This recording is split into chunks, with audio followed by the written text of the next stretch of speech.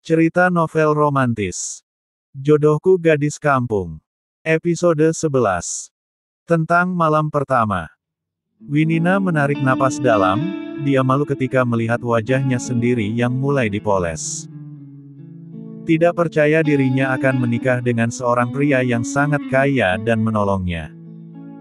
Maaf, If, bisakah kau mengambilkan aku minum?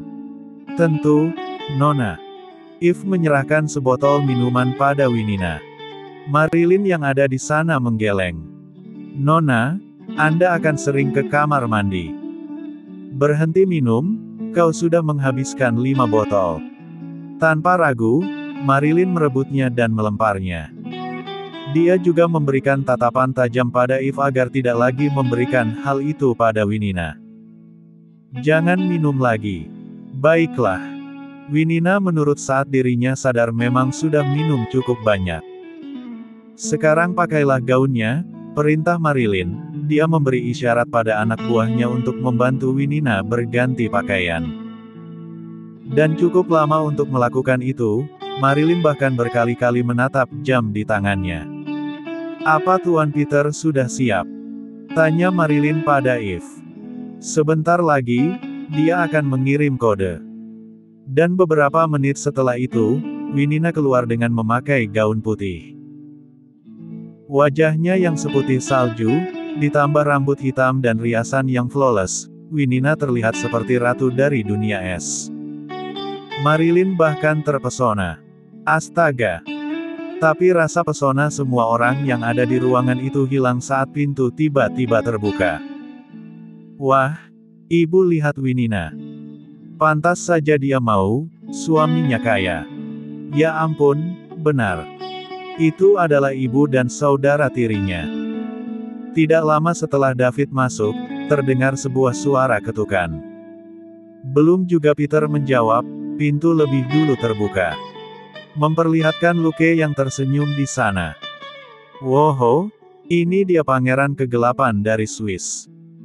Ejekan Peter membuat David tertawa. Dia bahkan menambahkan, mumi dari Swiss. Oh shut up. Gelak tawa dari David dan Peter membuat Luke menghembuskan napasnya kesal. Dia duduk di samping David dengan wajah yang terlihat kusam, lelah bahkan rambutnya sudah panjang, membuat Luke terlihat lebih tua dari David dan Peter. Begitu pula dengan rambut di sekitar dagunya. Luke, kau baru saja keluar dari penjara. Atau kau kehilangan pisau cukur? Tanya David. Diamlah. Peter menggeleng heran. Kau benar-benar kacau. Ada apa dengan Medina? Kalian tidak tahu perdebatan yang aku lewatkan untuk sampai di sini. Dia ikut ke sini. Tanya Peter yang tidak mengalihkan tatapannya dari cermin. Tentu saja tidak, dia berambisi mengambil alih agensi model, dia punya lawan yang sengit. Seorang yang tidak lain mantan sahabatnya, jelas Luke yang mengusap dahinya merasa lelah. Apa kau tahu? Aku pikir sebaiknya kau berganti pasangan, saran David. Peter mengangguk setuju. Brak. Suara pintu terbuka secara tiba-tiba, memperlihatkan Asrida di sana. Sontak saja itu membuat Luke dan David terkejut, khususnya Peter. Kenapa ada mak lampir di sini? Gumam David. Luke berdiri untuk bertindak. Keluar, kedatanganmu mengundang lalat. Sungguh busuk. Aku ingin bicara, ucap Asrida berjalan hendak menyentuh Peter, tapi David menghalangi. Tidak hari ini, ikan lele, kau tidak bisa mengacaukan pestanya Peter. Jika aku tidak bika. Ah! Asrida berteriak saat Luke tiba-tiba menariknya keluar. Peter hampir olek, dia hampir ingin bicara dengan Winina. David segera menutup pintu dan menatap Peter. Peter, jangan biarkan egomu bicara dan ingin melihatnya menderita. Jangan bicara dengannya, ingat Winina calon istrimu. Peter menarik napas dalam dan mengangguk. Dalam dirinya dia memang ingin melihat mantan kekasihnya itu menderita. Sedetik setelahnya Luke masuk. Kemanakan dia? Tanya Peter. Dan Luke membalasnya dengan senyuman miring, aku melempar sendalnya ke bawah, jadi dia mungkin sedang sibuk mencari. Dan ketiga pria itu tertawa seketika. Karena sudah selesai dan tinggal menunggu isyarat dari Hans, Yves membiarkan majikannya berbicara dengan ibu dan kakak tirinya. Yves mengawasi, begitu pula dengan Marilyn yang takut make up ataupun gaun Winina berantakan. Mereka berdua mengawasi dari ruangan lain yang hanya terhalang sekat. Marilyn berbisik pada Yves. Apa dia wanita ular? Entahlah. Hai, ayolah aku melihatmu terus memperhatikannya. Tidak ada tatapan tajam yang kau layangkan selain pada para ular. Diam dan jangan ganggu aku, ucap Yves terus menatap kedua wanita yang sedang bicara dengan majikannya itu. Di sisi lain, Winina merasa keheranan ditatap oleh dua manusia di depannya. Mereka membuka matanya lebar dengan mulut terbuka. Kenapa kalian melihatku seperti itu? Tanya Winina. Kapan ayah sampai? Yuri berdecak, dia menatap ibunya merasa kesal. Bu, kupikir dia tuli. Risna mengangguk. Bukankah sudah aku bilang kalau dia akan datang bersama perawatnya? Kenapa kau terus bertanya? Bukan begitu, waktunya hampir tiba. Ya tunggu saja dengan sabar, ucap Risna kesal, dia kembali menatap Winina penuh dengan ketelitian. Risna menggelengkan kepalanya. Bagaimana bisa kau jadi secantik ini? Yuri mengangguk. Dia seperti turis bukan, Bu? Iya, sangat cantik. Winina memegang pipinya sebelum menatap kaca kembali. Dirinya memang sangat cantik, tapi rasanya aneh mendapat pujian dari dua orang yang sering mengejeknya. Apa suamimu tampan? Tanya Yuri penasaran. Winina mengangguk sebagai jawaban jujur. Dia pria tua bukan? Tanya Risna menambahkan. Tidak terlalu tua, jawab Winina. Umurnya saja, wajahnya untukku lumayan terlihat masih bugar. Apa penyakitnya? Dia belum memberitahu, mungkin nanti jika kami sudah menikah. Risna menggeleng tidak percaya. Bagaimana kau bisa menikahi pria sekaya ini? Dia berdecak. Oh ya, jika kau punya teman pria kaya, kenalkan Yuri padanya. Ibu, aku sudah punya pacar. Pacarmu miskin. Kapan ayah datang? Tanya Winina yang sudah tidak sabaran. Dan belum sempat Risna kembali membentak Winina, suara ketukan lebih dulu terdengar. Kemudian tidak lama kemudian pintu terbuka, memperlihatkan ayahnya yang datang didorong kursi roda oleh seorang perawat. Tubuh ayahnya terlihat lebih sehat, raut wajahnya bahkan terlihat bersinar dengan kebahagiaan. Ayah. Winina menghambur ke pelukan ayahnya. Tamu undangan sudah memenuhi kursi, sementara Peter sudah siap menunggu di altar. Napasnya memburu merasa sangat membara. Semua kalimat yang dikeluarkan orang-orang di sekitarnya seolah tidak berpengaruh. Peter hanya tidak sabaran bisa menjadi suami dari Winina. Bahkan Arnold yang hendak mendekat dihalangi oleh Hans sesuai perintah. Tidak ada yang boleh membuyarkan pikirannya kecuali Winina. Bahkan pastor yang mengamati Peter itu tersenyum, melihat Peter yang memiliki emosi senang, gugup sekaligus gemas. Hingga saatnya ketika pemandu acara mengatakan kalau pengantin wanita akan memasuki altar. Para tamu segera berdiri ketika pintu terbuka. Dan Peter menegang seketika melihat wanita pujaannya ada di sana didampingi oleh ayahnya yang terlihat lebih sehat dari sebelumnya.